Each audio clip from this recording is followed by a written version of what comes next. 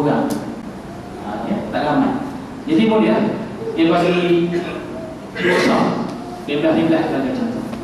Ya, termasuk imam, ketua tentera. Okey ya.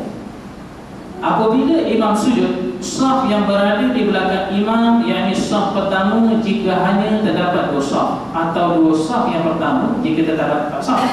Begitulah seterusnya, adalah turut sujud bersama dengan imam. Manakala yang baki hendaklah menjaga saudara-saudara mereka yang sedang sujud daripada gerakan musuh. Kita baca sahabat. Apabila imam dan saf yang sujud bersamanya bangun, maka saf yang berdiri tadi hendaklah sujud sehingga mereka bersama dengan imam ketika berdiri pada rakaat kedua. Apabila imam sujud pada rakaat kedua, maka saf yang tidak sujud bersama imam pada rakaat pertama akan sujud bersama, dan saf yang sujud bersama imam pada rakaat pertama menunggu sehingga mereka bangun daripada sujud, kemudian mereka adalah sujud sehingga mereka bersama imam ketika duduk tasyahud akhir. Selepas itu semuanya memberi salam bersama dengan imam. Inilah cara sembahyang dilakukan oleh Rasulullah SAW dalam salah satu peperangan ditempuhi, iaitu peperangan Asfan. Ia merupakan sunnah kepada semua keadaan yang menyerupainya.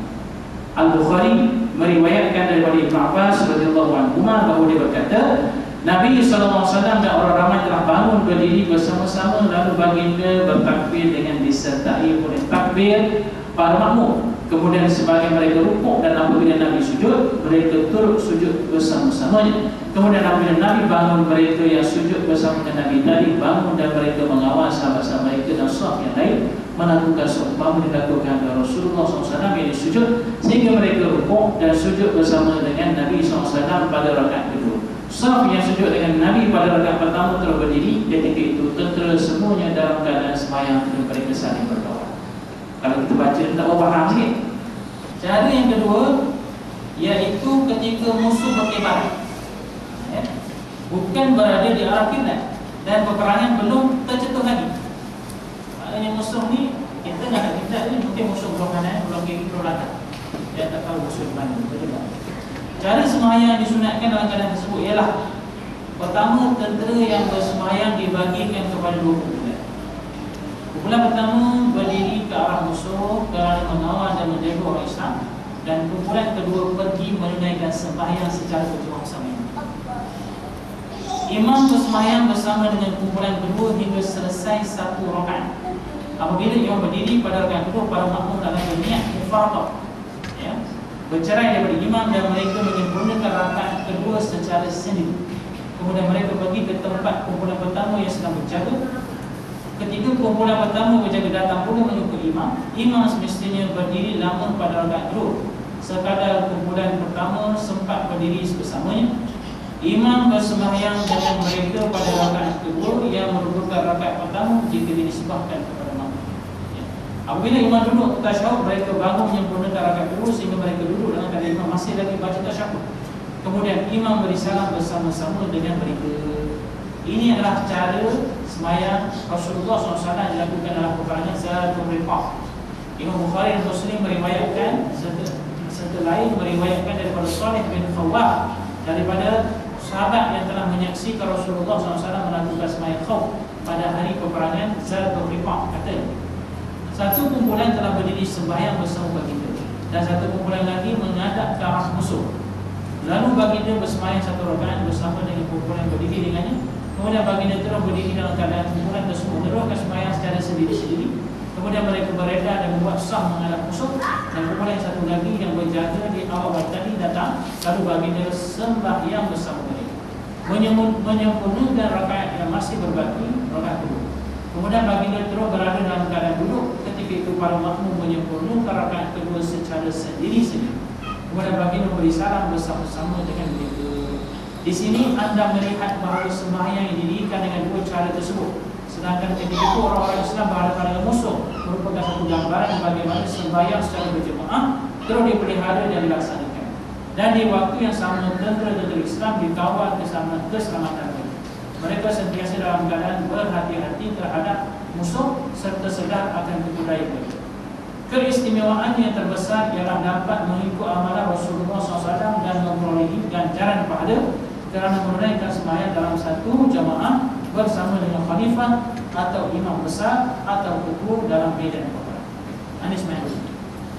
Itu adalah merupakan kaedah yang pertama. Kaedah yang kedua, keadaan kedua kita cakap, iaitu ketika peperangan sedang meletus, sedang tercetus berlaku. Saf-saf dalam keadaan bertaburan dan suasana menjadi begitu membimbangkan. Apabila berlaku keadaan tersebut, maka tidak ada cara tertentu untuk ditunaikan sembahyang. Tidak ada cara tertentu. Macam tadi lah, ya, tentang yang ini tak kisah. Ya, rukun ke tak rukun ke, tumaninah ke tak tumaninah, tak ada dah dalam bab ini. Ya, bahkan setiap orang menunaikan sembahyang mengikut keadaan yang mengizinkan mereka pendidikan. Sama ada dalam keadaan berdiri. Ya, infanteri ini tinggi, ya, ataupun menunggang. Lama dulu menunggang, lama sekarang naik kereta kebal, ataupun tengah naik apa? MIG macam tu. Ya, tengah bermana, ataupun duduk dalam helikopter nuri, nuri buat pedang. Buat pedang lagi nuri. Tak pedang. Tak pedang tu lawan. Dia berjalan kaki atau berhenti. Dalam jalan kaki, dalam keadaan berhenti, sama ada menghadap kiblat atau tidak. Apa situasi? Ya, rukuk dan sujud dilakukan dengan isyarat atau dengan menggerakkan kepala, mengisyaratkan kepada rukuk, dan sujud dengan menjadikan isyarat sujud lebih rendah daripada isyarat rukuk. Sekiranya sebahagian mereka dapat mengikut sebahagian lain dengan dilakukan secara berjemaah, maka itu adalah lebih afdal. Kalau boleh buat jemaah, afdal. Jika tak boleh, sekalipun mereka menghadap arah berlainan atau makmum terhadapan daripada imam. Makmum duduk belakang, makmum duduk depan, boleh. Ya, kerana situasi yang sudah tidak menentu dan diizinkan. Firman Allah Ta'ala, hafizu ala salawati was salati wusta wa qumu lillahi qanitin. Fa in khiftum farijalan aw rukbanan fa iza amintum fadhkurullaha kama 'allamakum ma lam takunu ta'lamun. Maksudnya peliharalah segala sembahyang kamu dan peliharalah sembahyang wusta, yakni asar, dan berdiri kerana Allah dalam solat dalam keadaan tunduk khusyuk. Jika kamu takut bahaya, maka sembahyanglah sambil berjalan atau berkenderaan. Kemudian apabila kamu telah aman, maka sebutlah Allah sebagaimana Allah telah mengajar kepada kamu sembahyang apa yang belum kamu ketahui. Al-Bukhari meriwayatkan daripada Ibnu Umar radhiyallahu anhu berkenaan dengan sifat sembahyang khauf, dan selepas menyebut dua cara yang telah lalu, katanya, sekiranya keadaan takut berlaku lebih dahsyat, dahsyat daripada itu, ini apabila terjatuhnya peperangan, maka adalah didirikan sembahyang sama ada dalam keadaan berdiri atau berkenderaan, dan sama ada menghadap kiblat atau tidak. Ya, jadi poin yang kita nak ambil kat situ betapa penting sembahyang. Ya, dalam keadaan pegang yang menggila sekalipun, sembahyang lebih tinggal.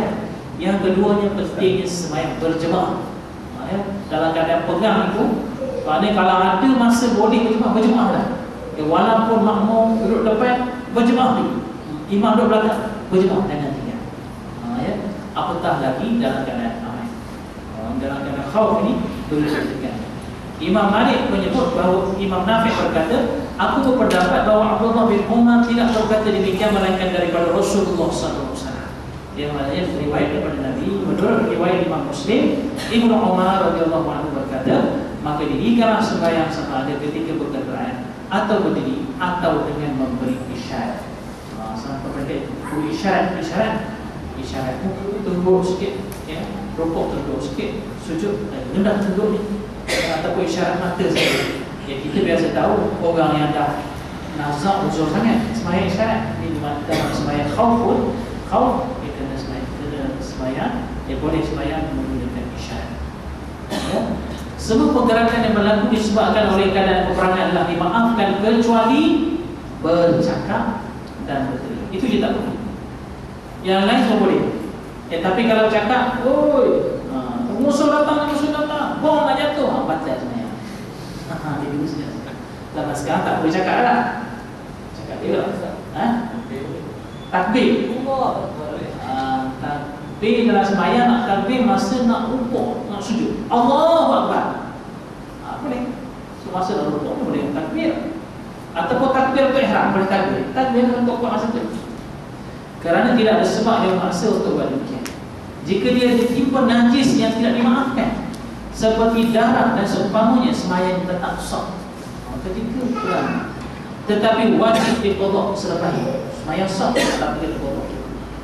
Ya, tapi kalau tak ada darah ni mati syahid lah. Ia kemudian darah. Ketahuilah bahawa sembahyang khauf diberi rukhsah, kelonggaran untuk dilakukan ketika berlaku setiap peperangan yang disyariatkan, dan juga pada setiap keadaan yang sangat menakutkan yang berlaku kepada mukallaf, seperti dalam keadaan melarikan diri daripada musuh atau haiwan yang buas dan seumpamanya.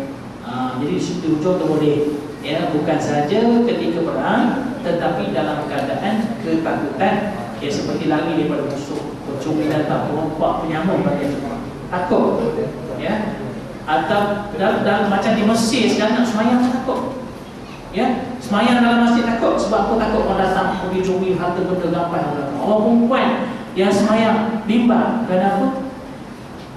Penjenayah dari penjara pun dah keluar sekarang bergaya di Mesir. Memang dalam keadaan darurat. Yang ketiga itu semayang khauf ni boleh dia. Ya, mungkin satu jemaah tu dia semayang di masjid, satu jemaah lagi berkawan di pintu-pintu. Buat cara macam ni semayang khauf.